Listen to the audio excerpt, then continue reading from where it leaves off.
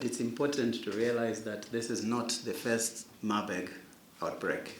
In our region in Africa, we actually had 2 outbreaks of Marburg in Tanzania and in Equatorial Guinea in 2023, and they were able to respond and control these outbreaks. The outbreaks can be controlled quite quickly, but that requires, especially a key component is community ownership and community engagement and involvement.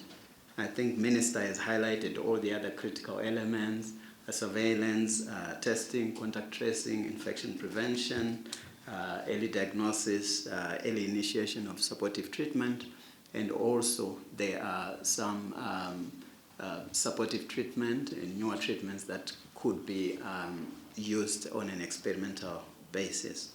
So, with regards to your question, yes, the Director General of WHO, Dr. Tedros, has confirmed WHO's full availability and commitment to help the government of Rwanda in this response. As you know, this is our responsibility. But I think he was not only committing the support of WHO, even for here in this country, we work jointly with other UN agencies, we work with other bilateral and multilateral agencies, so we work as development partners. So he was also committing that support to the government of Rwanda in the response. So I could say a bit about the commitment of what he was saying. So as a start, we as WHO acknowledge that Rwanda has a very robust community system in place and a very strong health system.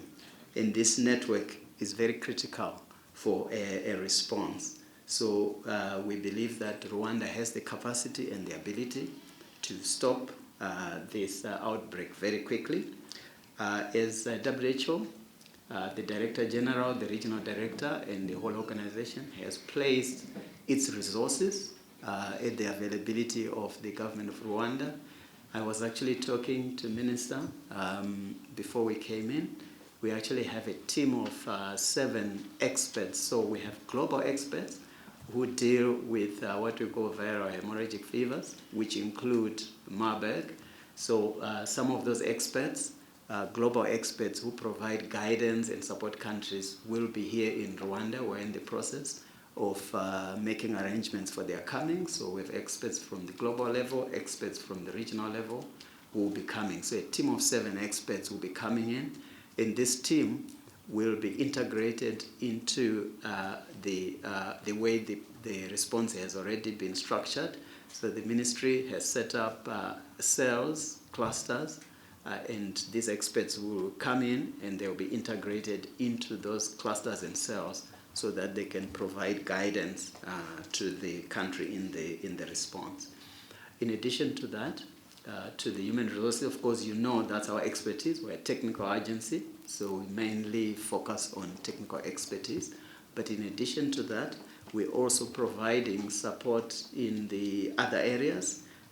For example, we are providing support in getting testing equipment, because that's very critical at this stage to make sure that the government, the country, can be able to do the testing that it needs. We are providing PPE equipment. So some of those, we have already made arrangements being flown into the country. Some will be arriving, I think some arrive tonight, some tomorrow, and in the next week we'll be receiving more of that equipment. We're also bringing in other critical supplies for infection prevention. We are bringing in equipment and supplies that can be used to treat. So that's the initial equipment that we're expecting in the next few days. A group of 500 patients who have Marburg. So we are working very closely with government to ensure that we help them in terms of providing some of these needs. Of course, some of these needs we do it in collaboration with other partners, because WHO may not be able to bring in all that's needed for the government. So we're working very closely with government and our other partners to ensure that we're coordinated and we ensure that we don't overlap in terms of the work that we are actually doing. I think as I close, I want to just come back to the media and talk a bit. I know Minister has mentioned it, but I want to re-highlight it. You are very critical partners in stopping this outbreak. You really are core and critical. You have to provide accurate information, and Minister talked about the risk of infodemics, and we know we already have a challenge that there have been a lot of rumors floating around. So it's really important for you as the media to help address this by ensuring that accurate information is made available to communities. What is Marburg? How is it spread? How can it be prevented? We are working with government in terms of developing the materials that are necessary, and it will be critical for you to ensure that working with government and the materials available, you take them and will be available to work with you to make sure that you can adapt and use them for informing the population. So we believe as WHO that together the government and the people of Rwanda can stop this Marburg outbreak very quickly. And we are committed as WHO together with our other partners to work with government in this regards.